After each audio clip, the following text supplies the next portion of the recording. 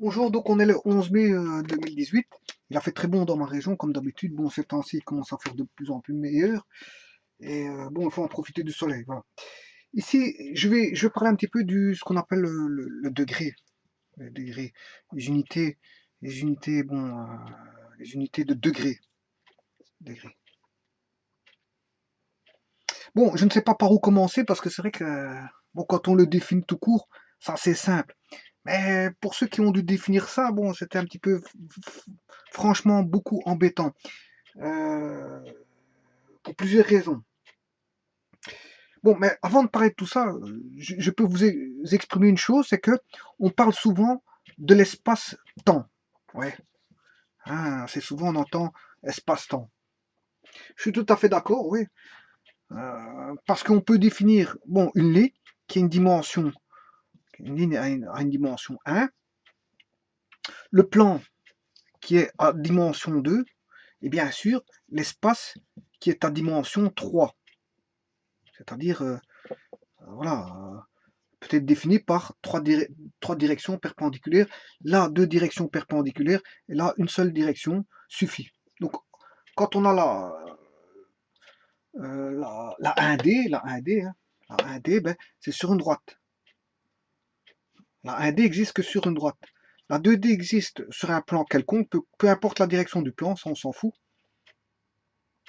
Et la 3D existe bien sûr dans l'espace. Donc là, on a l'espace, le plan, bien sûr l'espace mathématique qui est infini, hein, le plan mathématique qui est infini et la droite mathématique qui est infinie. Ici, c'est toutes des notions, je veux dire, avec l'infini. Bon, c'est pas tout à fait le cas en réalité parce que est-ce que l'espace c'est infini? J'en sais pas plus. J'ai toujours dit j'en sais pas plus. Depuis longtemps que je disais que j'en savais pas plus. Bon, on peut l'espace.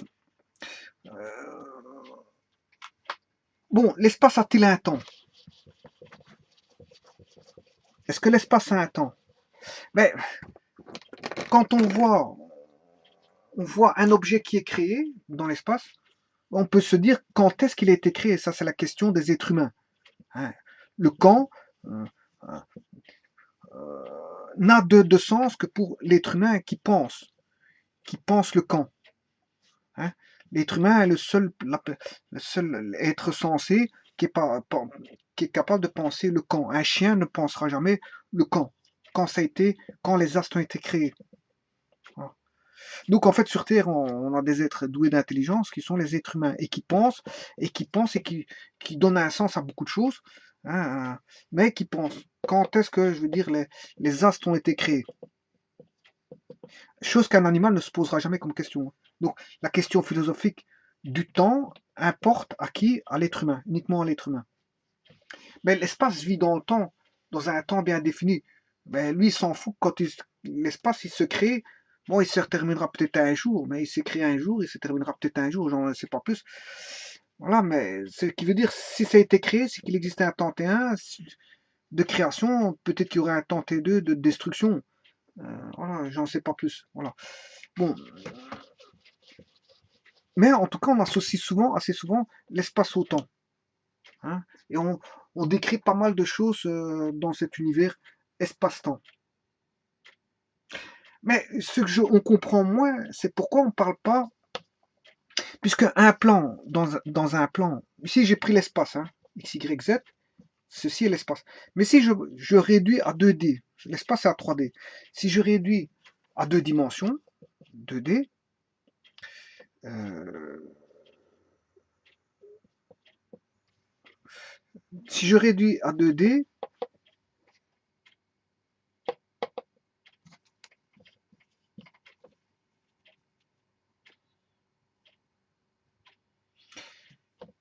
bon, je sais plus ce que je voulais dire, mais enfin bref, 2D, 3D, je vais faire une analogie, mais avec le temps, qu'est-ce que je voulais dire? Oui, c'est ça. Si je réduis en deux dimensions, mais là, si je suis dans un espace, enfin, dans un plan euclidien, hein, je suis dans un espace euclidien avec un plan, hein, c'est-à-dire que, ouais, je veux dire, deux droites parallèles sont parallèles dans- voilà, dans un plan euclidien. Voilà, on a la géométrie euclidienne qui est tout à fait gardée. Bon. Euh, donc, on a les notions de quoi? dans le plan euclidien, si je l'appelle pi, peut exister une droite inclue dans le plan. On peut avoir un point, une droite, des segments brisés, on peut avoir des courbes, on peut avoir un petit dessin qui est une association de plusieurs lignes. On peut avoir le segment, on peut avoir, voilà, deux demi-droites qui rejoignent en un point O, et là, à ce moment, on définit l'angle. Donc, comment mesure-t-on une distance euclidienne? Ben, on mesure par une unité qu'on appelle le mètre. Mais il faut définir aussi l'angle plan. Comme il existera l'angle solide dans l'espace. Il existe l'angle plan dans le plan et l'angle solide qui est l'angle solide dans l'espace. Dans l'espace pour, bien sûr, un volume donné. Hein, un volume donné. Ceci étant dit, pourquoi parle-t-on d'espace-temps et pourquoi ne parle-t-on pas d'angle-temps? Ça, c'est toute la question. C'est toute la question. Pourquoi parle-t-on d'espace-temps, mais pas d'angle-temps? Qu'est-ce qui fait le temps? Qu'est-ce qui fait le temps? Ben, quand on se pose la question, quand est-ce que ceci a été créé? Et quand est-ce que ceci, bon, c'est surtout quand est-ce que ça a été créé, parce que quand ça va mourir, on ne sait pas. Quand un astre va mourir, on ne sait pas. Quand est-ce que là, ça a été créé? Maintenant, il y a toutes des techniques, bon, l'homme moderne en 2018, il y a toutes des techniques qui permettent de se dire, bon, cet astre a été créé, bon, environ grâce à des techniques spécifiques. Bon, maintenant, sur Terre, bon, pour dater certaines choses, il existe aussi le carbone 14, hein, qui va jusqu'à une certaine période de datation.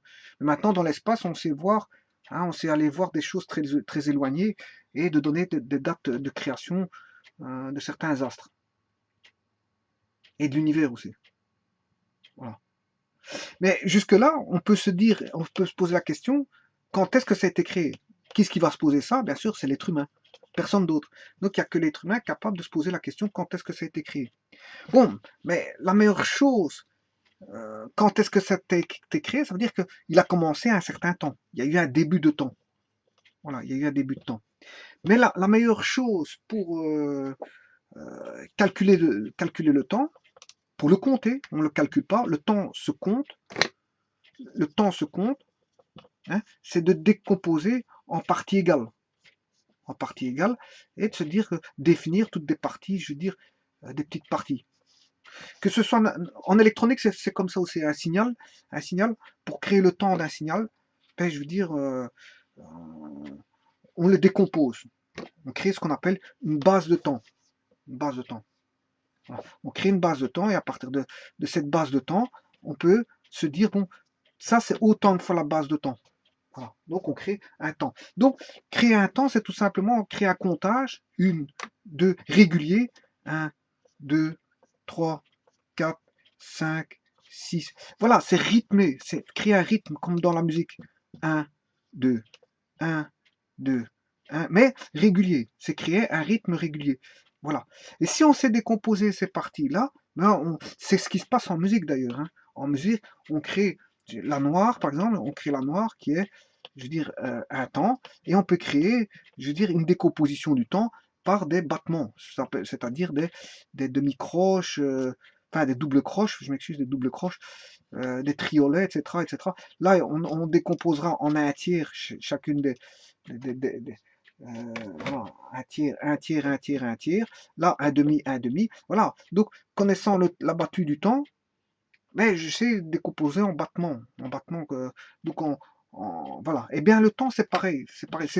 C'est plutôt la musique qui s'est calquée sur le temps. Parce que la musique, c'est plutôt, quand on dit une, deux, ben ça fait plutôt office d'un pendule. Un pendule. Une, deux. Une, deux. Une, deux. Une, deux. Voilà. Ça fait l'office d'un pendule. Une, deux. Et d'ailleurs, quand on regarde le métronome, mais ça fait office d'un pendule. Hein. Un, deux, un, deux. Voilà. Bon, maintenant, revenons à nos moutons. Comment créer ce temps-là dans l'espace? Parce que quelque part, pour l'espace lui-même, il est intemporel. Il est temporel pour qui? Ben pour l'être humain.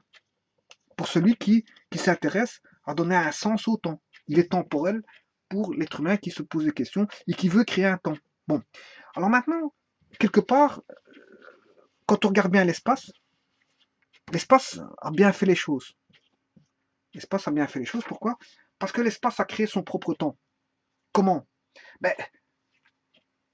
il suffit d'aller chercher dans l'espace quelque chose de régulier, hein, de rythmique, et de régulier, et qui permettra de faire des décompositions de cette rythmique. Voilà, de cette rythmique, de faire des décompositions de temps. Voilà. Mais il faut une rythmique qui va me donner le temps. Bon, alors cette rythmique, bon, c'est pas ce qui manque dans l'espace. Hein. Bon, et la première des rythmiques qui se met en place pour l'être humain, hein, habitant les premières, enfin les premiers êtres humains, je veux dire évolués. Hein, on retrouve les êtres humains évolués, beaucoup d'êtres humains évolués dans l'Antiquité, et bon, bien sûr, l'époque des Babyloniens, Babylone, l'Égypte ancienne, les Grecs, bien sûr,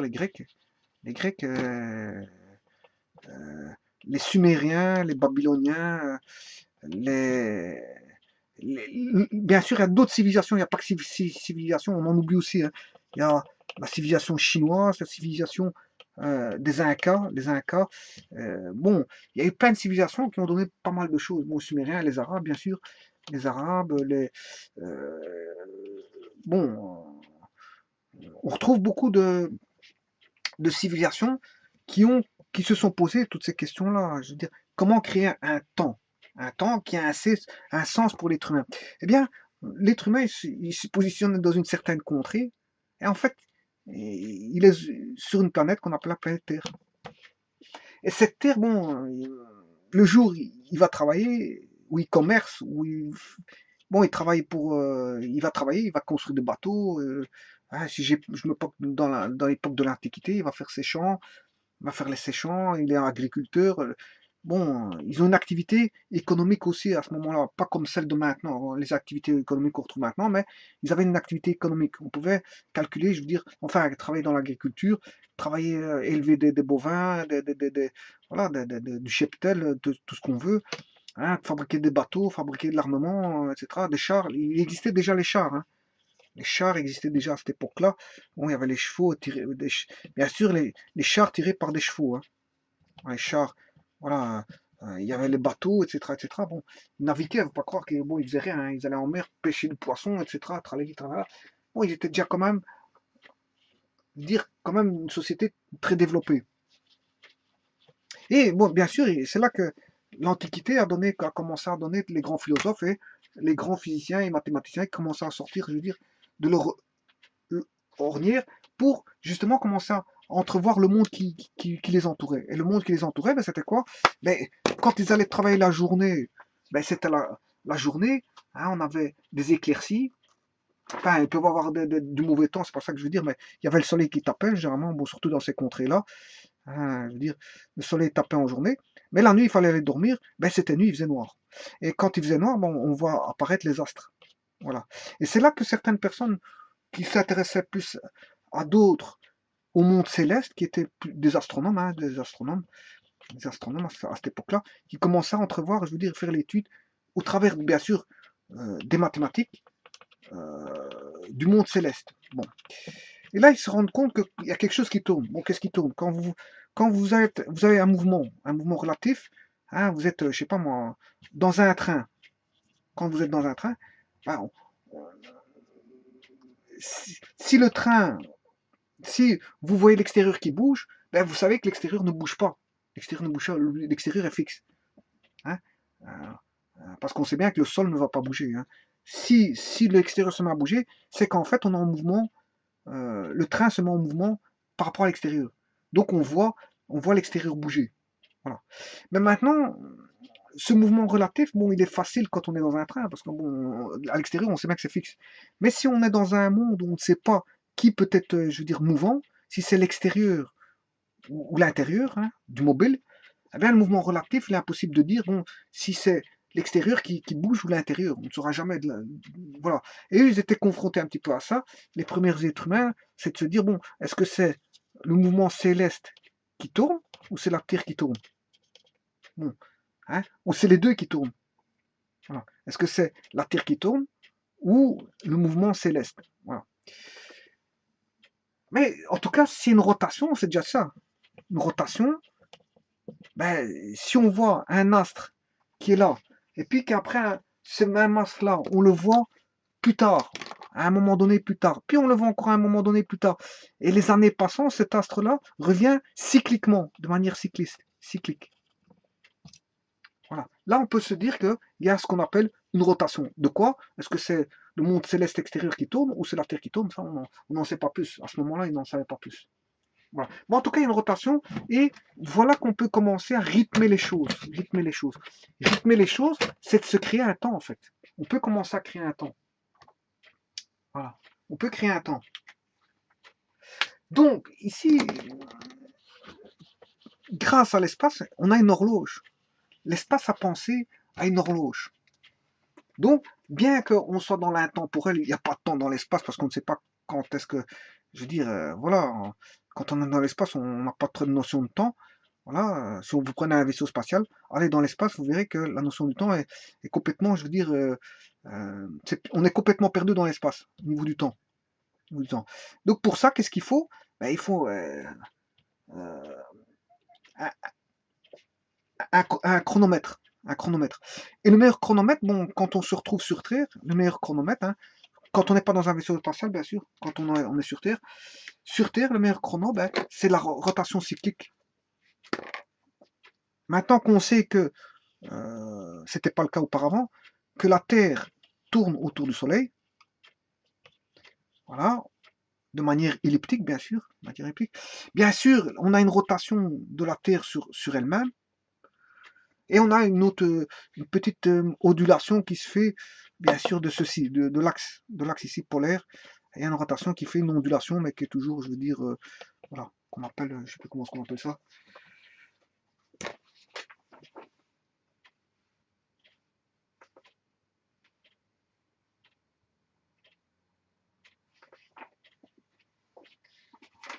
Voilà, donc la Terre tourne autour du Soleil, ça c'est le Soleil. Voilà, on a la Terre qui tourne autour du Soleil. La rotation de la Terre sur elle-même, au travers d'un axe polaire, et bien sûr l'axe polaire qui vibre comme ceci, qu'on appelle la précession, voilà. On a une précession. Donc c'est un mouvement, je veux dire, relatif comme ceci. C'est un mouvement relatif à trois mouvements. Il y a trois mouvements dedans en fait. Hein. Ah, dont la Terre tourne autour d'elle-même, autour d'un axe. Cet axe-là vibre tout le long de sa rotation, elle vibre, mais elle revient à chaque fois en fait, elle fait une espèce d'ondulation. Et voilà. Enfin, ici je me suis trompé. Si ça c'est le soleil, je m'excuse. Attendez. Hein. Si ça c'est le soleil, hein, voilà. Donc, la Terre va tourner autour du soleil. Ouais. Euh, ouais. Et en fait, on aura une précession. Précession, c'est-à-dire que lui, l'axe va vibrer pour avoir une certaine ondulation qui va faire en sorte que, bon, on aura trois mouvements là-dedans.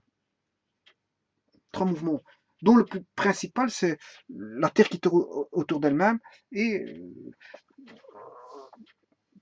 en rotation. Voilà, bien que les êtres humains sont sur Terre, pendant qu'ils vont travailler la journée ou n'importe quoi, ben, la Terre tourne. Hein. Donc en fait, ils sont sur quelque chose qui est mouvant. La Terre, elle tourne pendant que, je veux dire, ils vivent leur journée est en train de passer. Ben, je veux dire, voilà.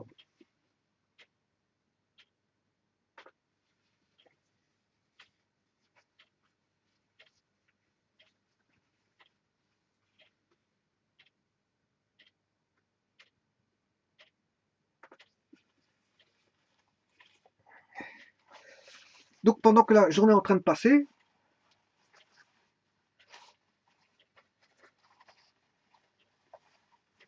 ben, les gens sont dans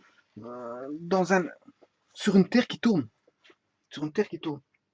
Et ils ne le sentent pas. Ils ne le ressentent pas. Mais pendant qu'ils tournent sur la Terre, ben, en même temps, ça tourne autour du Soleil.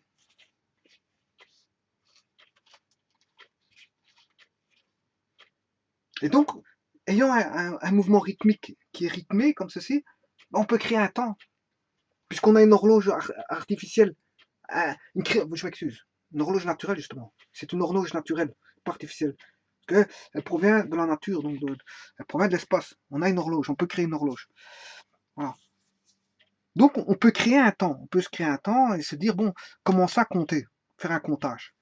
Et donc, l'histoire des hommes peut être créée à partir, bien sûr, de se donner, bien sûr, une comptabilité, on va dire une comptabilité du temps. On va se dire, bon, il y a eu la création de la Terre, à partir de là, voilà, on peut compter le nombre de fois que la Terre a tourné, hein, fatalement, puisque c'est une rotation régulière. Hein. Si je redescends à l'Antiquité, je sais combien de fois la Terre a tourné autour du Soleil. Puisqu'on a une rotation cyclique qui est régulière, j'ai créé mon temps, qui est ma rotation cyclique régulière autour du Soleil. Eh bien voilà, je peux donner, hein, si elle a tourné 10 000, voilà, ben, voilà. Il y a tous ceux qui ont une autre rotation cyclique. Hein. La Lune, qui est le satellite artificiel de la Terre, la Lune tourne autour du Soleil en 24 heures. Donc voilà encore un temps. Voilà un temps, ce qu'on va appeler le temps d'une journée. Une journée, c'est 24 heures, en gros. Hein, parce qu'il y a une petite approximation avec voilà, à une erreur près.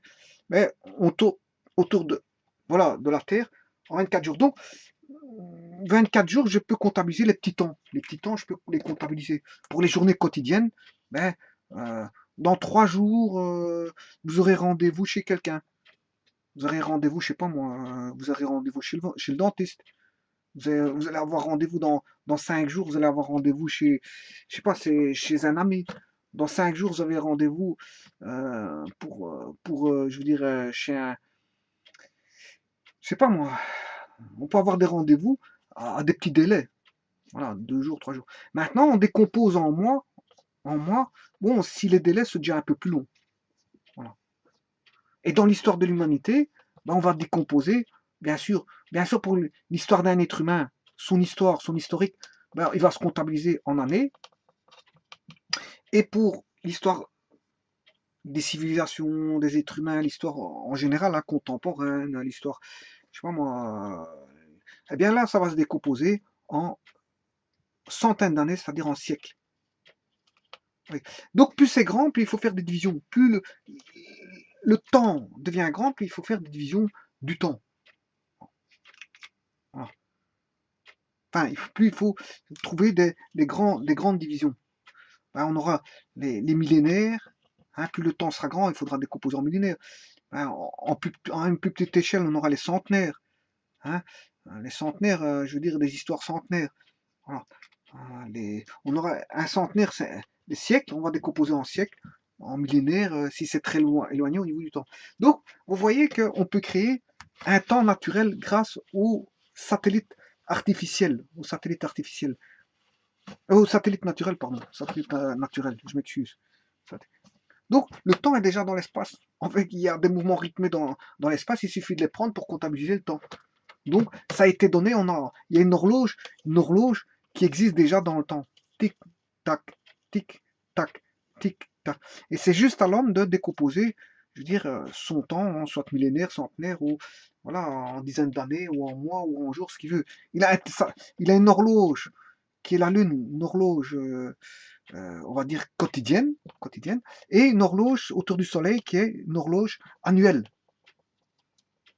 Voilà, on a une horloge quotidienne, journalière, hein, 24 heures pour faire la Lune à 24 heures. Donc, on a 2 horloges, hein, une horloge, une décomposition d'une horloge annuelle et une horloge en comment est-ce qu'on appelle ça, en quotidien, en journalier. On a l'annuel et le journalier. Voilà. Donc maintenant, je peux dire que on est bien dans un espace-temps, puisque j'ai défini le temps par une décomposition, je veux dire par des satellites naturels de la planète Terre et le Soleil. Grâce au Soleil et à la planète Terre, grâce au mouvement relatif, mais je crée un temps, puisqu'il est rythmé. Donc je crée un temps. Voilà. Maintenant, je me pose la question, il existe l'espace-temps, mais pourquoi il n'existe pas l'angle-temps? L'angle-temps. Pourquoi? Parce qu'en fait, qu'est-ce qui fait le temps? En fait, ici, on a pris le temps par une référence tournante. Qu'est-ce qui est rythmé? C'est quelque chose qui pourrait tourner, hein. Quelque chose qui est cyclique. Parce que quelque chose de rythmé, linéaire, ce serait embêtant. Il faudrait quelque chose qui serait infini. Infini, voilà, ça continuerait toujours. Bon, c'est embêtant. Quelque chose qui est cyclique, qui revient toujours au même point, c'est bien rythmé. Voilà, quelque chose qui est cyclique et bien rythmé. Hop, ça revient ici. Voilà, on a une référence de départ. Hop, ça revient ici, on a une référence de départ. C'est cyclique. Mais une référence comme ceci, qui comptabiliserait le temps, ben, c'est un petit peu embêtant, hein, parce que voilà, on ne sait pas où on est. Hein. On ne sait pas trop où on est. Donc la meilleure des références, ce serait, pour comptabiliser le temps, c'est une référence cyclique. Cyclique. Donc ici, on parle d'espace-temps, mais on ne parle pas d'angle-temps. Or, bien sûr, on sait comptabiliser en annuel, comme je vous l'ai expliqué. La Terre tourne autour du Soleil pendant une année, mais la Lune tourne autour du Soleil. Donc, on sait comptabiliser en annuel et en journalier. Mais pour les besoins de l'être humain, ça ne suffit pas. Ça ne suffit pas. Donc, les premiers êtres humains ont commencé à percevoir ça. Ils ont vu que bon, la planète, bien sûr, Terre était ronde et qu'on avait des astres, hein, on tournait autour du Soleil pendant une année. Voilà. Voilà.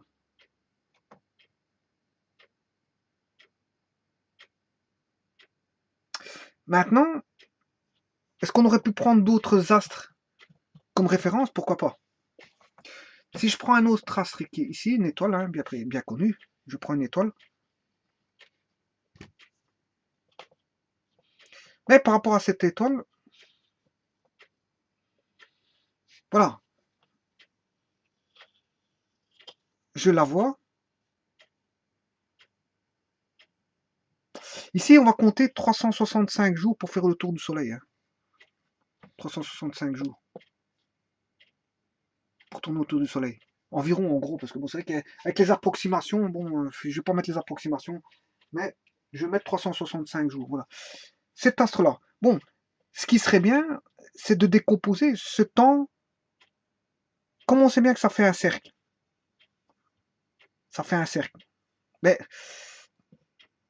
ce cercle-là, il a lieu 365 jours. Bon, je prends le Soleil comme astre. Je prends le Soleil comme astre. Voilà. Donc, on sait bien que l'être humain qui est sur Terre voit la Terre tous les... Enfin, un astre, je m'excuse. Il voit un astre. Voilà, ici, il voit l'astre ici. Il le voit ici. Bon, le jour d'après, ben, il le verra là-bas. Voilà. Le jour d'après, il le verra là-bas. Donc, on peut faire une décomposition, je veux dire, du cercle. Bien sûr, quand on aura une certaine vue de cette étoile, puis quand l'être humain passera là-bas, il ne pourra plus voir l'étoile parce qu'elle est de l'autre côté. Totalement. Voilà. Mais malgré tout, l'être humain est suffisamment intelligent pour pouvoir décomposer non pas uniquement cette partie du temps, mais de décomposer tout un cercle. Tout un cercle. Alors, sachant que il tourne à 365 jours par année, mais en fait, on va adopter approximativement ce qu'on appelle l'unité de 360 à la place de 365 jours. 360. Voilà. Donc, et là, on aura une subdivision en 360 et non pas 365 jours. Donc voilà. Donc voilà, créer l'unité d'angle. Mais l'unité d'angle peut créer un temps. Hein. L'unité d'angle peut créer un temps. Parce que l'espace-temps, il est immense, il est, je veux dire, on va dire, dans un espace, hein, alors que l'angle, c'est sur une rotation. Or, les mouvements, on peut avoir des mouvements de translation et des mouvements de rotation. Donc, créer un temps à partir d'une rotation, c'est ce qui se fait assez généralement.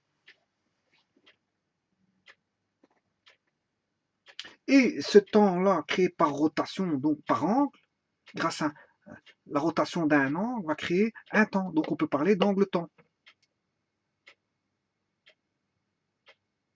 Et quand on crée ce fameux angle-temps, ben, on peut parler d'espace-temps, puisqu'en fait, l'espace inclut l'angle-temps. Quand on a l'angle-temps, ben, on a le temps. Et si on a le temps, ben, on a un espace-temps. Donc, et là, on aurait l'espace qui serait à 3 dimensions et le temps à une dimension, ce qui fait qu'on aurait nos 4 dimensions. On aurait un espace à 4 dimensions. Voilà. Un espace à 3 dimensions, voilà, qui est l'espace, et une dimension qui serait le temps. Mais le temps calqué sur un angle-temps. C'est-à-dire qu'on a créé, euh, je veux dire un temps rythmé par une rotation de quelque chose au travers d'un angle. D'un angle. Et cet angle-là, il fait combien? Ben, il fait non pas 365 jours, mais calqué sur 360 jours pour avoir plus facile. Et donc, on parlera de 360 degrés. Bon, fatalement, voilà, on parlera de 360 degrés.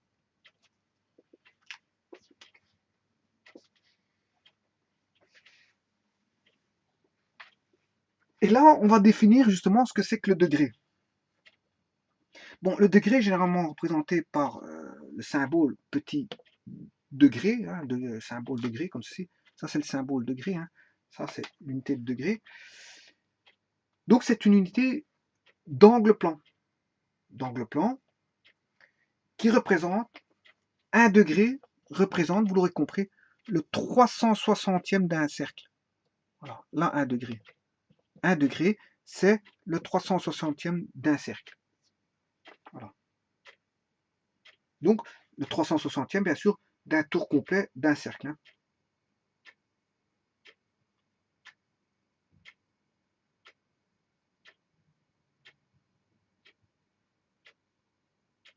Bien sûr, ces degrés-là, bien sûr, quand ils sont positionnés sur un méridien de référence, ben, ils indiquent bien sûr un emplacement d'un grand cercle, donc d'une sphère, comme la Terre, ce sont ce qu'on appelle les coordonnées géographiques.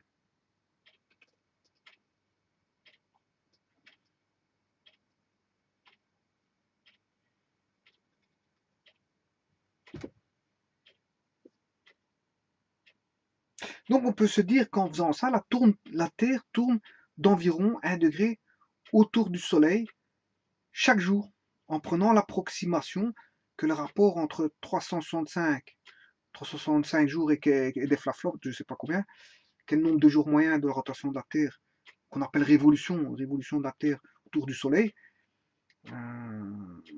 et 360 tours complets, ben, permet d'établir donc l'approximation euh, de, donc, de 1 degré et le 360e partie d'un cercle. Donc vous voyez, ça se fait au travers d'une rotation, la définition de l'angle. L'angle, il faut parler de rotation. Et qui dit rotation dit temps. On ne peut pas parler de rotation. Voilà, tout a été fait par rapport aux astres. Donc, qui dit rotation dit temps. Qui dit rotation dit angle, qui dit rotation dit temps. On ne peut pas avoir une rotation sans temps. Voilà. Et la meilleure manière de créer le temps, ben, c'est la rotation. Rotation cyclique. Régulière, bien sûr. Hein. Donc, en fait, ce sera le MCU, mon circulaire uniforme, bien sûr, qui va permettre, je veux dire, la meilleure comptabilité. Maintenant, on peut avoir une trajectoire elliptique, c'est pas un problème, ça. Hein, je veux dire, on peut avoir une trajectoire elliptique, bon, là aussi, on sait décomposer le temps, ça, c'est pas un problème. Bon. Juste que c'est un peu plus dur sur une trajectoire elliptique que sur une trajectoire, je veux dire, circonférentielle, en fait.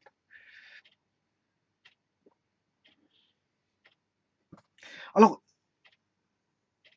le degré, comme on a une référence degré, temps, hein, 365 jours, 25, je crois, c'est le temps de révolution de la Terre autour du Soleil. Donc c'est un temps. Et de ce temps-là, je passe à l'unité de degré. Voilà, j'en fais 365.25, je rends 360 degrés. C'est la révolution de la Terre autour du Soleil, de manière, comment est-ce qu'on appelle ça, elliptique autour du Soleil. Donc vous voyez, j'ai, on va dire, comme un transfert de l'unité de temps vers l'unité de degré. Mais le temps, je peux le décomposer. Le temps peut se décomposer, je l'ai expliqué, en millénaires, en centenaires, en, en, en tout ce qu'on veut. Millénaire, centenaire, en millions d'années, milliards d'années, en, en années, en jours, en minutes, en secondes, en millisecondes. Voilà, et je peux que redescendre.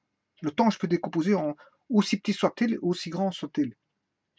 Donc je peux aller chercher des intervalles de temps dans un temps qui est créé.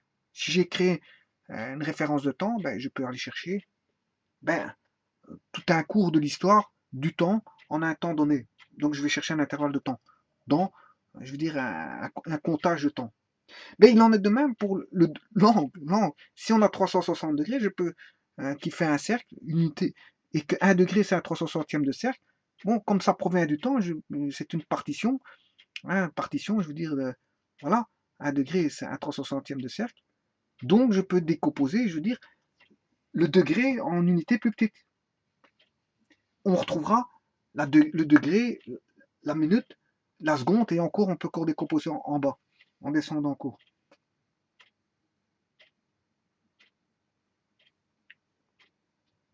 Alors, le degré divisé en minutes et en secondes, hein, qui sont bien sûr, vous l'aurez compris, des soixantièmes, des soixantièmes, voilà, eh bien, provient des Babyloniens, qui comptaient, bien sûr, en bas 60. Mais il n'y avait pas que qui comptaient en bas 60, je peux vous le dire, c'est ce qu'on appelait le système sexagésimal, base 60, sexagésimal, tout était multiple, enfin, tout était créé à partir de la base 60, système sexagésimal.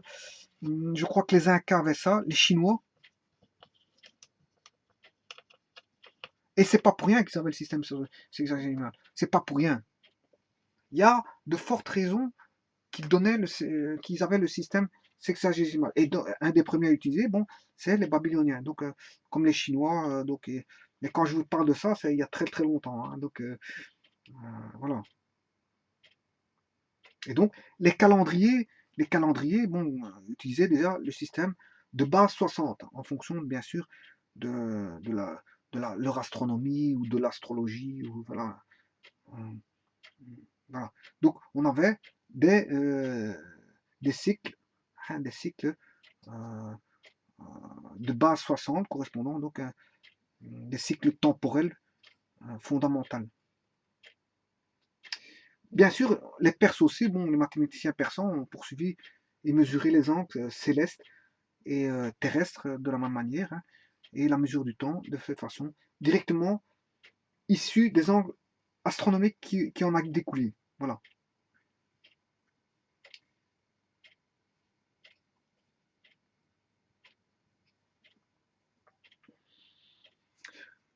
Bon, donc on a usité fortement le système de base 60 pour beaucoup de raisons. Et il y a beaucoup de gens qui ne savent pas, peut-être pas pourquoi le système en base 60. Euh,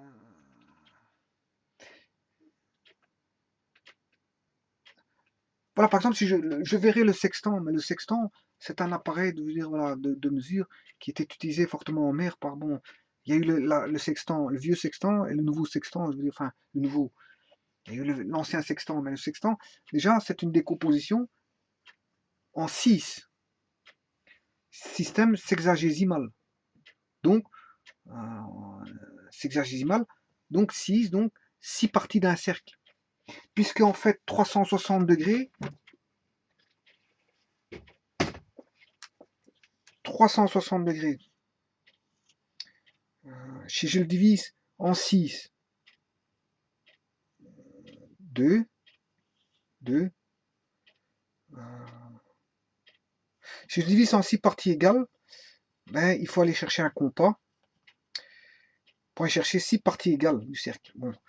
Et qu'est-ce qui va faire ça? Ben, c'est 60 degrés. 60, 60, 60, 60, 60. Voilà. Et ceci, on peut dessiner, si vous voulez, un hexagone. Hexagone. Ici, on a 60. Voilà.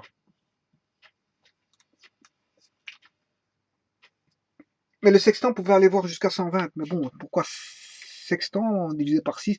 Voilà, c'est le système sexagésimal. Voilà. Qui était déjà le sextant utilisé par les navigateurs déjà anciens voilà.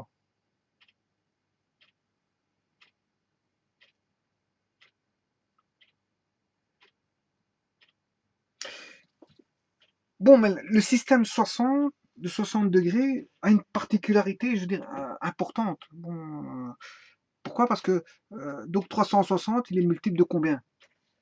Ben, déjà, 360, il est multiple de 1. Il est multiple de 2. Il est multiple de 3.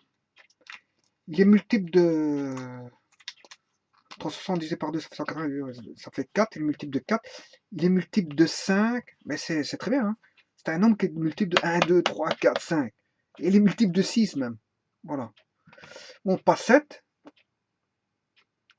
Par contre, il sera multiple de 15,5, presque 7. Il sera multiple de 8, puisqu'il est multiple de 2 et de 4, il sera multiple de 8.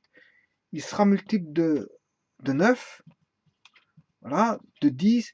Voilà, c'est un nombre, on va dire, un peu spécial. Hein. 360, on sait le décomposer facilement en des multiples de, voilà,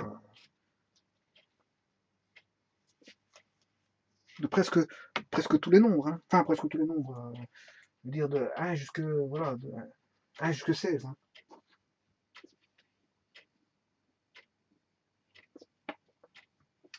Voilà, et il sera multiple de 12, de 15, de 13, ben, il faudra aller chercher 45 quarts, et voilà.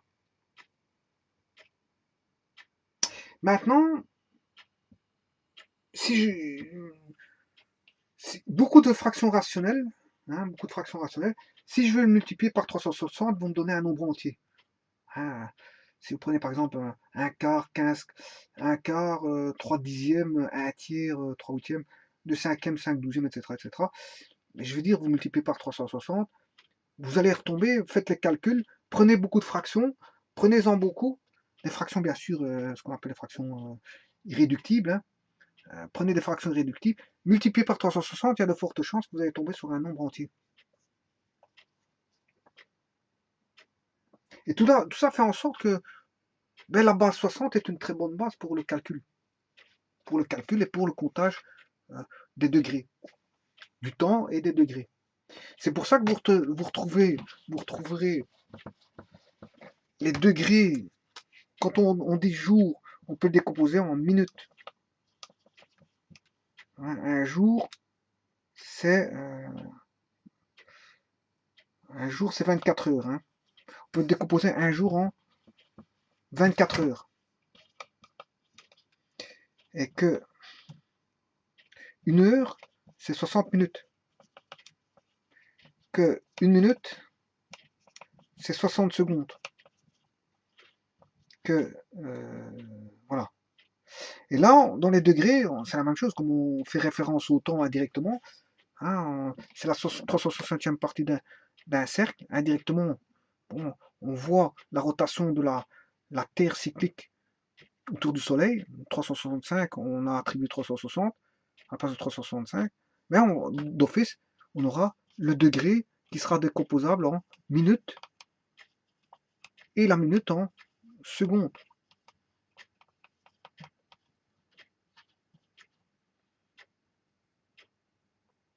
Bien sûr, on pourra passer facilement des degrés. Ici, quand je parle des angles plans, en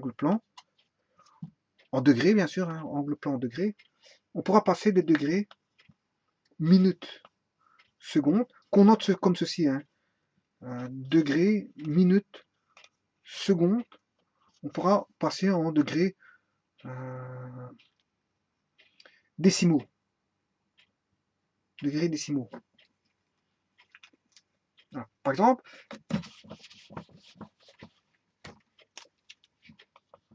3 degrés, 3,24. Mais il existe, si j'appuie 3.24, voilà, il existe une touche qui est ici, je vais passer en degrés, minutes, secondes. Voilà, 3.24. Maintenant, l'inverse, donc ça veut dire 3 degrés.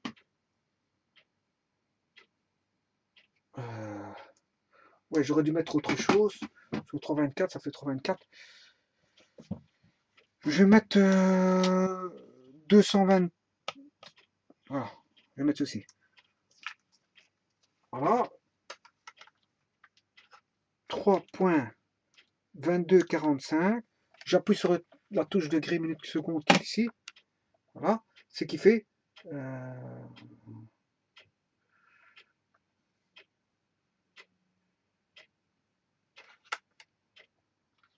Normalement, pour calculer ça, il faut multiplier par ces 3 minutes, ces 3 degrés et 0,2245.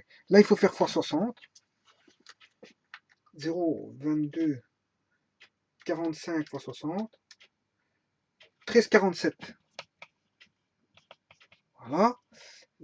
Donc, ce qui fait 3 degrés, 13 minutes et 0,47. Hein. Là, je vais extirper les décimaux, ça fait 0,47. Et je fais encore x 60. 0,47 x 60. 28,2. Donc, ça fait 28. Voilà, 28 secondes, virgule 2. Bon, je m'arrête là. Bon, alors pourquoi il ne m'a pas donné ça tout à l'heure? Si je fais 3,2245.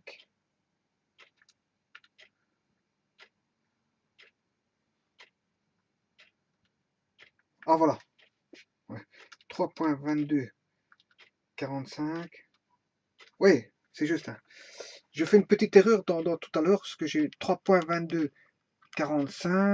Vous appuyez donc degré, minute, seconde, mais ça ne suffit pas parce qu'il faut faire exécuter. Il faut exécuter. Et là, il vous donne ceci, 3,13, 28,2.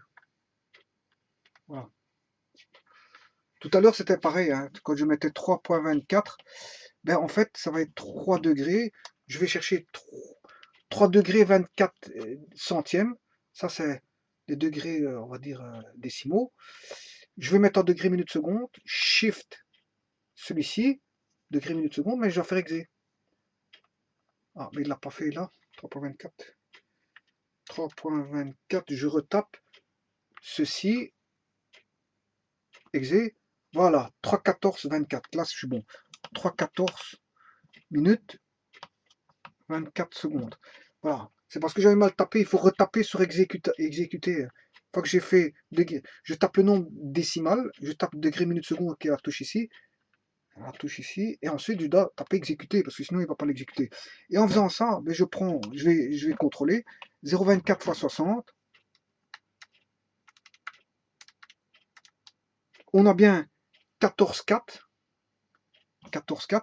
Je reprends le 0,4. J'extirpe le 0,4 et je fais 0,4 x 60 et j'ai bien mon 24. Donc tout est bon. Voilà, c'est parce que tout à l'heure il ne l'avait pas pris. Voilà. Donc on s'est passé des degrés décimaux au degré minute seconde. Comme je peux passer des degrés minute seconde, bien sûr, si de là je fais x 60, ben de là je dois diviser par 60. Hein. Là, je prends 24. Je vais faire avec celui-ci. Là, il suffit de faire x 60. Si je veux passer, moi je peux le faire par la machine directement en appuyant par Shift. Voilà, je peux le faire par la machine, mais je vais vous montrer comment on fait. Il faut faire 28,2 là. 3 degrés. Si on a fait x 60 ici, regardez, je vais vous faire à l'envers. Je vais vous le faire à l'envers. Ici, ça fait 3 degrés. Et si je prends un autre marqueur parce que sinon, 3 degrés, on avait dit, on prend le 0,2245, je fais x 60.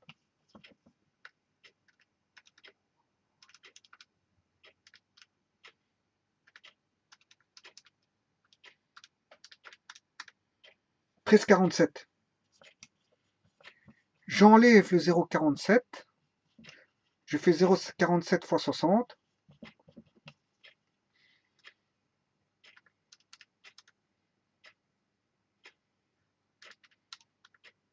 « 28,2. Voilà, et je m'arrête ici. Autant dire qu'ici, pour passer de là à là, je vais faire 28,2 divisé par 60. Voilà, j'aurai 0,47. Voilà, si je fais diviser par 60, 0,47. Puis le 0,47, vous faites diviser par, comme de là à là, divisé par 60, oui, 0,47. Donc là, on aurait combien? On aurait 3 degrés, 13 minutes, 3 degrés, 13 minutes et 28,2 secondes. 28,2 secondes. Voilà, on aurait ceci, hein, par exemple. Voilà, on aurait ceci. Donc il faut faire celui-ci divisé par 60. C'est chose que j'ai fait. J'obtiens 0,47. Vous lui rajoutez les 13 ici, plus 13, pour avoir 13,47. Voilà. Puis, quand vous avez 13,47,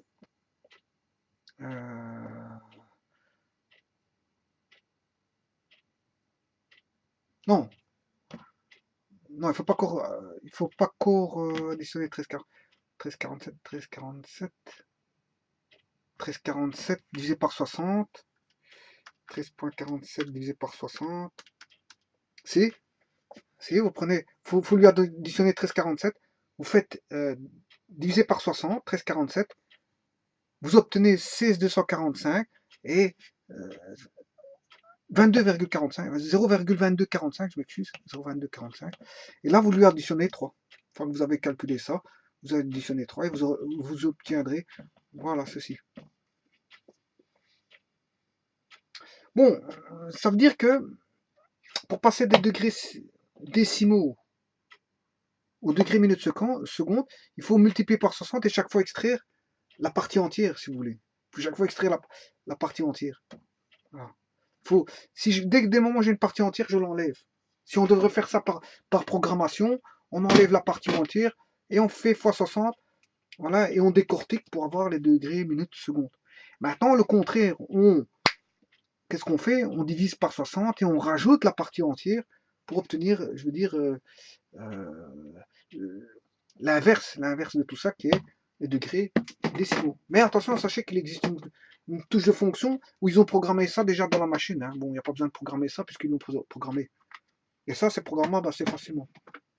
Voilà, par n'importe quel type de programme, vous pouvez programmer ça dans votre calculatrice ou n'importe où en fait. Voilà.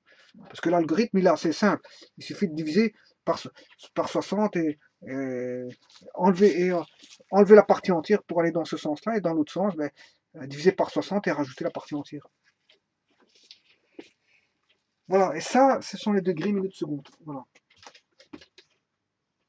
Donc vous voyez que l'angle a été défini à partir, je veux dire, de la rotation.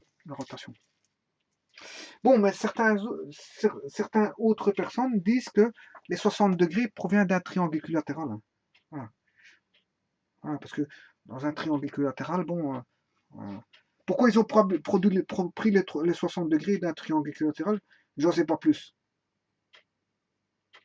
Voilà, j'en sais pas plus.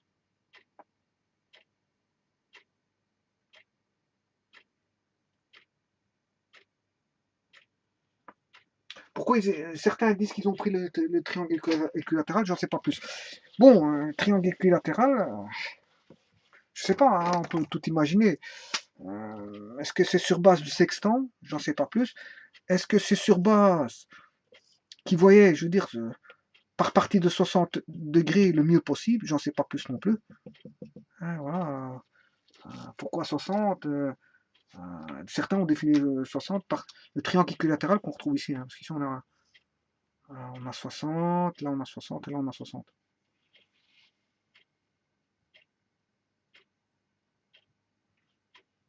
Ouais, ici j'ai un rayon. Ici j'ai un rayon R1 et rayon R1. Voilà. Mais si je mets 60 ici, 60 là, et 60 là, ici j'ai un rayon R1. Donc j'aurai un triangle équilatéral. Bon,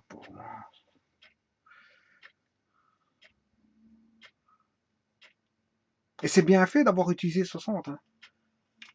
C'est très bien fait. Hein.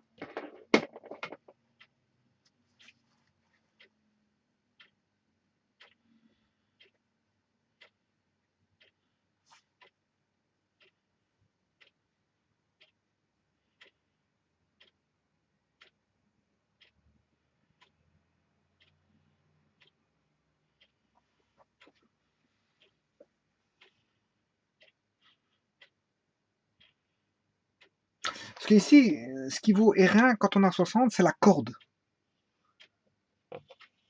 Voilà.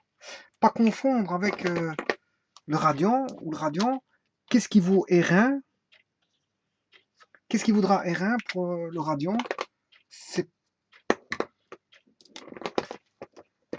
ouais, le système de base. 60, ils ont pris 60 parce qu'il y en a qui ont pris un triangle équilatéral. Pour moi, ils ont pris le rayon là et le rayon là. Peut-être qu'ils voyaient mieux, c'est pour les sextants ou je ne sais pas. Il y a une raison qu'ils ont pris 60. Bon, et indépendamment des raisons que j'ai données pour le 60, 60 degrés tout à l'heure. Il y en a qui ont pris le triangle équilatéral. Pourquoi? Je ne sais pas. Bon, mais sachez que le radian, ils prennent pas la corde, mais ils prennent l'arc. Là, on a en arc R1. Et là, c'est un radian. Un radian correspond, je veux dire, à ceci. Une fois le rayon. Donc, on aura toujours dans un cercle 3/14 fois, pi fois le 2 pi, je m'excuse, 2 pi. Ici, dans ce cas-ci, comme j'ai mis R1 le rayon, 2 pi R1 fois, ben, j'aurai 2 pi R1 fois l'arc, au niveau de l'arc. Alors que quand on prend 60 degrés, on a un triangle équilatéral, on a R1. R1 ici, mais en corde, non pas en arc. Voilà. Et le radian, c'est R1, mais en arc, pas en corde. Et donc, là, on a 60 degrés. 60 degrés a été défini, je veux dire, par certains, je veux dire, comme étant un triangle équilatéral. On a pris le triangle équilatéral. Pourquoi le triangle équilatéral? Si on a 60 degrés au niveau du triangle équilatéral, mais on a un degré qui est un 60e du triangle équilatéral. Et on retombe de toute façon à un degré qui est ici, qui est un 360e partie d'un cercle, de toute façon. Hein. De toute façon, voilà. Voilà, les raisons en décomposition par 60, mais c'est les systèmes sexagésimaux de la base de beaucoup de civilisations qui ont fait que, bon, pourquoi 60? Comme ça, c'est en calculant en base 60, hein, c'était comme ça. Maintenant, on calcule en base 10 parce qu'on a 10 doigts dans une main, 10 doigts dans une main, base 10. Mais auparavant, beaucoup de calculs se faisaient chez les Incas, je crois, les civilisations des Incas, je crois. Les Incas, les Chinois, voilà, calculer les angles avec la base 60.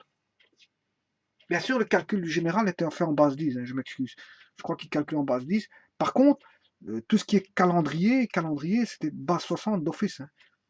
C'était les calendriers, les éphémérides, les calendriers étaient calculés en base 60. Base 60. Je sais pas pourquoi base 60, peut-être qu'ils voyaient mieux. Je sais pas, hein, c'est un arc de cercle, ils voyaient mieux, ou je sais pas, ou c'était sur base de la navigation en mer, ils avaient inventé le sextant, qui était je veux dire, 2 fois 60, je ne sais pas. Bon, il y avait des raisons pour lesquelles, pourquoi 60 degrés, je ne sais pas plus. Ben, c'était une facilité de calculer en base 60 pour les éphémérides et les angles, pour les calendriers et les angles. Mais à un moment donné, le calendrier était calculé en base 60 pour les Incas, les Chinois et beaucoup de civilisations. Mais pourquoi avoir établi pour les angles, je veux dire, qu'un degré c'est le 360e? Bon, pourquoi?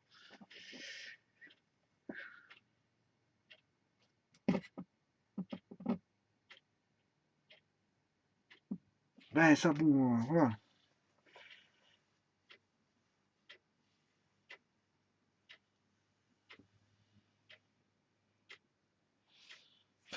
Voilà, je crois que j'ai un petit peu tout dit sur le degré. Donc le degré, qu'est-ce que c'est? C'est la 360e partie d'un cercle. Et pourquoi ça vient de là? Ben, ça provient des astres qui tournent.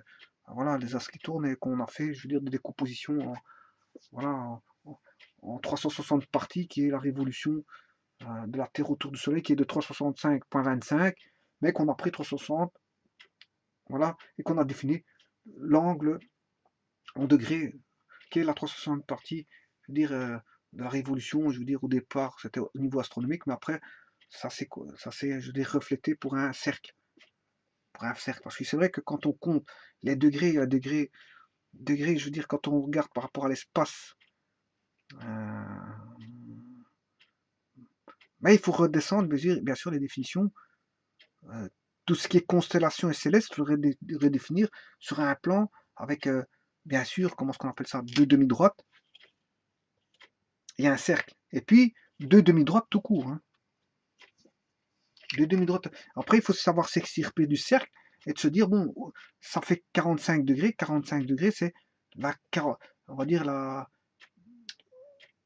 45 degrés, c'est sur 360, ce qui fait, c'est la quantième partie d'un cercle. Ouais, c'est pour définir que c'est des parties d'un cercle. Hein. C'est l'arc qui aurait l'équivalence de 45, 90, ça fait 2. 45 sur 360 divisé par 45, c'est qui fait normalement 8 fois. Donc, là, si on s'extirpe du cercle, on a un huitième de cercle, c'est ce que ça veut dire en fait. L'arc ici, on a un huitième du cercle. 45, si j'ai 45 degrés, mais 45 degrés correspondrait à un huitième du cercle. Et peut-être que, je veux dire, il faisait des références au cercle. Le cercle, c'était le tout.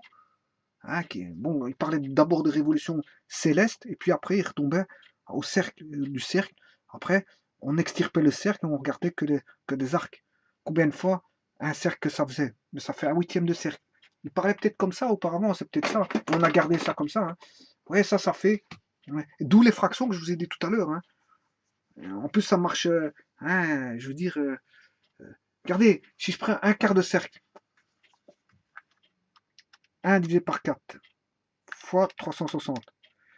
Voilà, un quart de cercle, j'ai obtenu 90 degrés. Voilà, mais c'est très bien. Hein. Donc, en faisant fois 360, presque comme ils sont. Ah, je commence à voir la chose peut-être. Comme tout est multiple, 360 est multiple de beaucoup de nombres, sauf 2-3 nombres, jusqu'à 16. Mais ça veut dire qu'on pouvait. Beaucoup de fractions, on pouvait les rendre, je veux dire, entières. Donc, un huitième, si je prends un huitième de cercle, si je fais fois 360, j'obtiendrai un nombre entier. Je saurais facilement trouver un nombre entier. C'est peut-être ça, en fait. Voilà. Une partie d'un cercle, j'obtiens un nombre entier. Voilà. Donc, un huitième va me donner 360 divisé par 8. Ça fait bien 45 degrés. Bon, je prends une autre fraction. Supposons que je dise maintenant que j'ai, je sais pas moi, 8 quinzièmes de cercle. Bon, qu'est-ce que ça peut donner 8 quinzièmes de cercle? On va regarder avec 360. Si on a bien un nombre entier, 8 quinzièmes divisé par 15 fois 8. Et voilà, j'ai un nombre entier, 192 degrés. Pratique, hein? Donc, les 360e, c'est pratique. Hein? Donc, 365, vaut mieux l'éliminer. Vaut mieux prendre le 360, c'est mieux. Qui est multiple de beaucoup de nombres. Et donc, on peut, n'importe quelle fraction, on peut les rendre entières. J'ai pris 8 quinzièmes. 8 quinzièmes. Bon, je veux bien prendre encore une autre fraction. Ben, qu'est-ce que je peux prendre? Je vais prendre, je sais pas moi, 7 dixièmes. Est-ce que ça va? Ouais, 7 dixièmes, c'est facile parce que 360 est multiple de 10. Ça fait 360 divisé par 10, ça fait 36 fois 7. 36 fois 7, c'est d'office un nombre entier. Si je prends, allez, je prends 7 neuvièmes. Hein, 7 neuvièmes. Ben, 360 est multiple de 9. Donc, fatalement, ça fera 4, 7 fois 4. Voilà, bon. Oui, bon, je sais pas trouver beaucoup de nombres qui vont pas me donner un entier. Ah bon, on va prendre 8 neuvièmes d'un cercle. Bon, c'est presque tout. 8 neuvième, ben, 8 neuvième. Bon, donc ça veut dire que.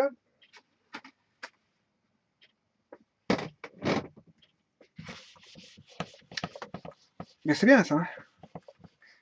Donc,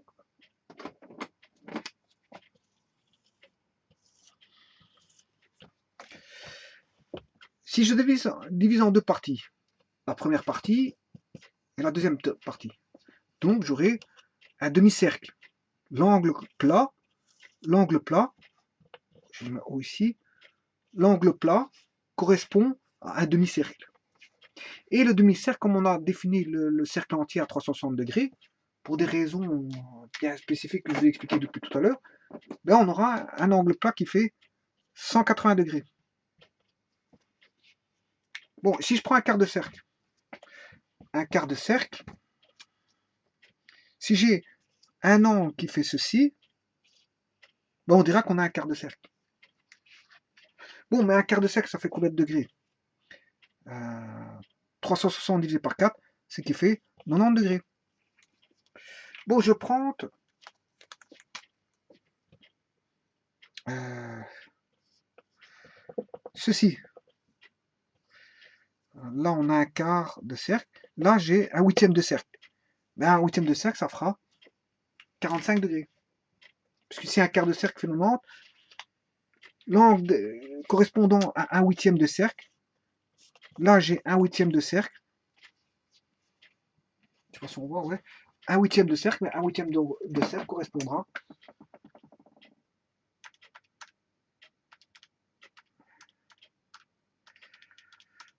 45 degrés.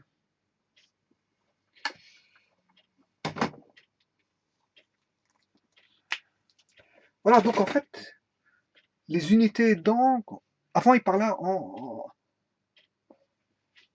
en proportion par rapport à un cercle complet.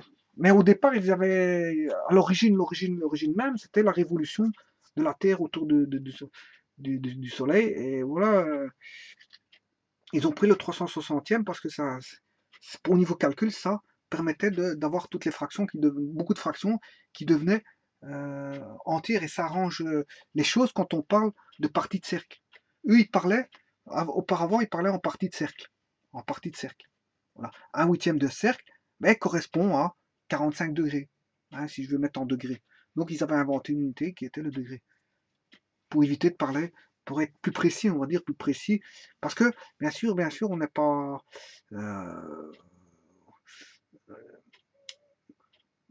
plus on va décortiquer, comme le temps, hein, j'avais expliqué que le temps, si on décortique le temps en unité régulière, en unité de régulière, bon, je crée une base de temps, je crée une base de temps.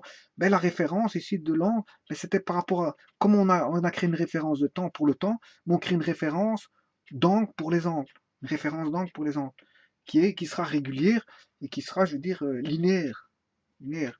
Voilà, c'est 1 degré, 2 degrés, 3 degrés. Bon, on a une référence. Bon, et pour éviter de parler par rapport à une partie de cercle, bon, on parlera, je veux dire, en degrés. Et directement, ayant un instrument de mesure qui donnera, qui pourra lire qui pourra situer les degrés par rapport au 0 degré, mais grâce à cette unité qu'on appelle maintenant le, le- le-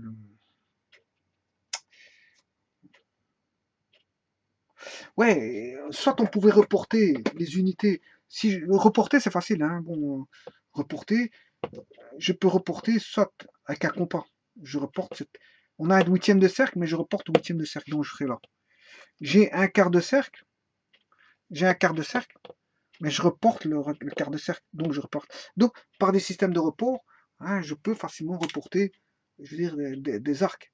Maintenant, ayant une unité de mesure d'angle, comme un rapporteur, par exemple, ce qu'on appelle un rapporteur, mais j'aime pas ce mot-là parce que rapporter, c'est plutôt pour rapporter grâce à une pointe sèche de compas, et, voilà, enfin grâce à un compas.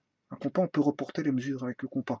Bon, mais le rapporteur, c'est vrai que ça rapporte aussi, mais le rapporteur d'angle, je veux dire, permet, oui, de reporter des angles situés à des endroits bien précis.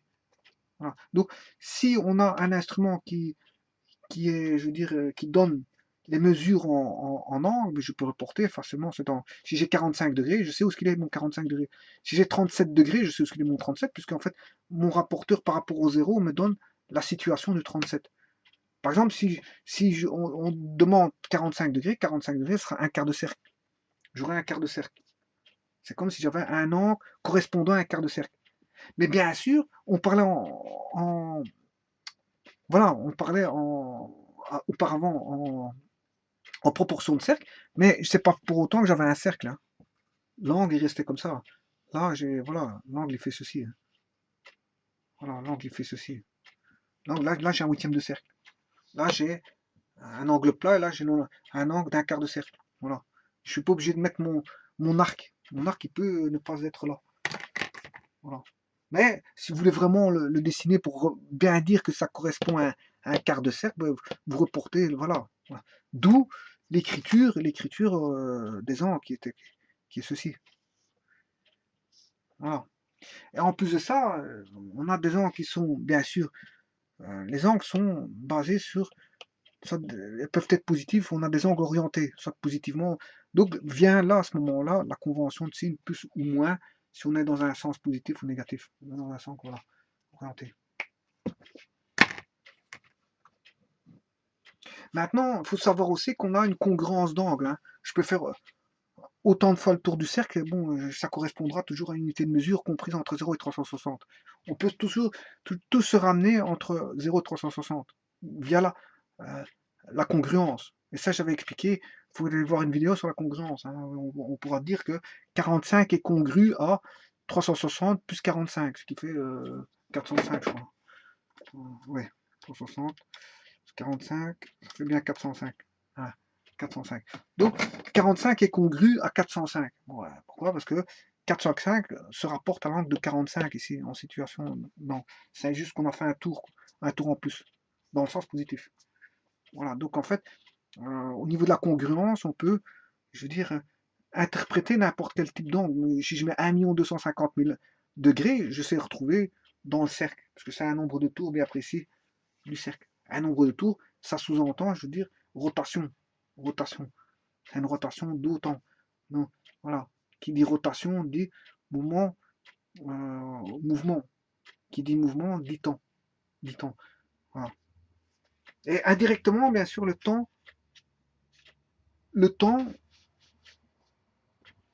est le degré est déjà calqué sur un temps. Le calqué est degré sur un temps. Donc on ne parle pas de. On va dire, on a calqué le degré sur la base d'un temps. Sur la base d'une rotation cyclique d'astre. Voilà, donc ici, on ne va pas parler de temps pour arriver d'un endroit à un autre. Non, pourquoi? Parce qu'en fait, quelque part, euh,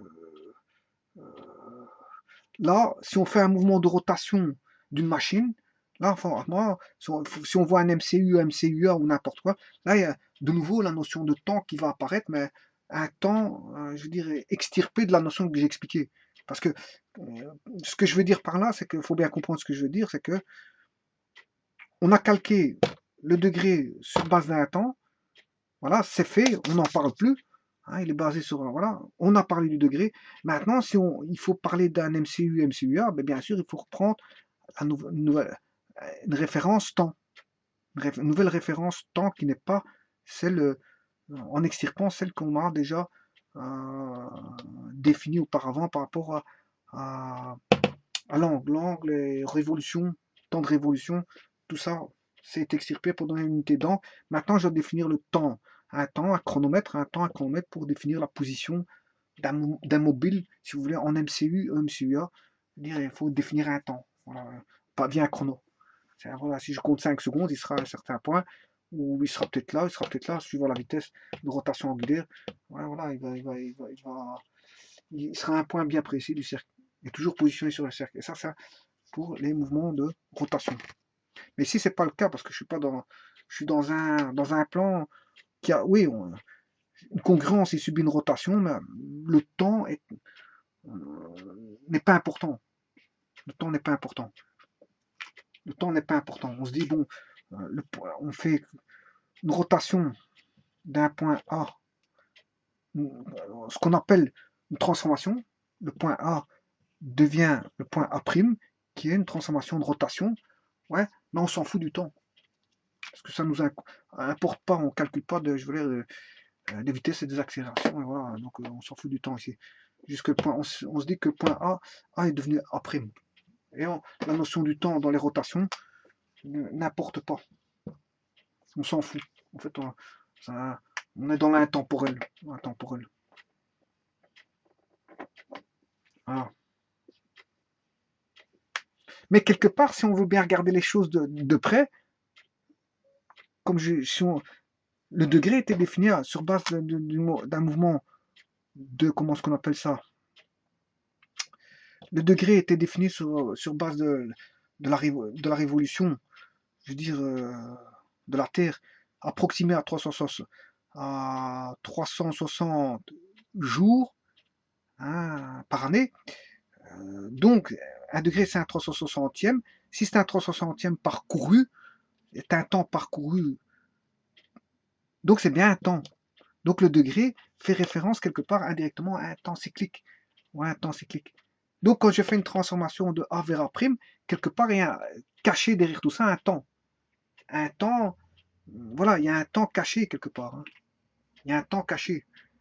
Puisque si après la transformation est à 45 degrés, ça signifie que la position là, elle a été déterminée par un temps de si le point A allait à une vitesse de 1 degré par seconde, mais si on dit qu'il va à 1 degré par seconde, ben, 45 degrés, ben, la rotation de 45 degrés sera obtenue dire après 45 secondes, 45 secondes d'1 degré, de la rotation d'1 degré à chaque fois. Après une seconde, 1 degré, après une seconde, 1 degré, après une seconde, 1 degré, après une seconde. Voilà, ça qui fera, au bout de 45 secondes, 45 degrés. Voilà. Parce que c'est vrai qu'on peut pas bouger on peut pas bouger dans l'espace sans faire intervenir le temps. Le temps intervient toujours dans les mouvements, toujours. Donc ici, une transformation mathématique pour aller de A à A', fatalement, on ne sait pas faire une rotation de A à A' sans faire intervenir le temps, c'est pas possible. Mais le temps, en fait, il est directement inclus via le degré, puisque c'est une définition, je veux dire, basée sur un temps cyclique, donc le degré, hein, c'est comme si j'avais 1 degré, j'ai fait 45 degrés, c'est 45 fois 1 degré, donc j'ai bien fait une vitesse de rotation, j'ai bien mis une rotation à la seconde, par exemple, hein, si je me prends la seconde, mais de 1 degré la seconde, ce qui fait à 45 degrés, et donc 45 degrés, je suis situé, le point A' sera situé à 45 degrés du point A. 45 degrés du point A. Après 45 secondes de rotation de 1 degré. Et donc, euh, voilà, voilà. Si un point s'est transformé du point A au point A', bien sûr, hein, je parle d'un point A. Mais maintenant, si on a un point A' indépendant de A, là, on peut donner sa situation angulaire. Si je dis le A' n'est pas une transformation par rotation, mais le A', je veux dire, est un point situé, je veux dire, à 45 degrés, 45 degrés du point A. Là, moi, c'est une situation, ça voudrait dire que il faudrait, ça veut dire que le point A est situé en temporel à 45 fois 1 degré, 45 fois 1 degré en temporel. 45 fois, on a 45 fois 1 degré, c'est ce que ça veut dire. 45, on a 45 fois 1 degré. Enfin, il y a beaucoup de choses à dire sur le degré, mais ici, moi, je vais m'arrêter ici, parce que c'est vrai que, bon, voilà, on a 45 fois 1 degré, c'est ce que ça veut dire. Mais quand on est conscient de ça, ben, on comprend, je veux dire, d'où ça vient. Alors, je vous remercie beaucoup.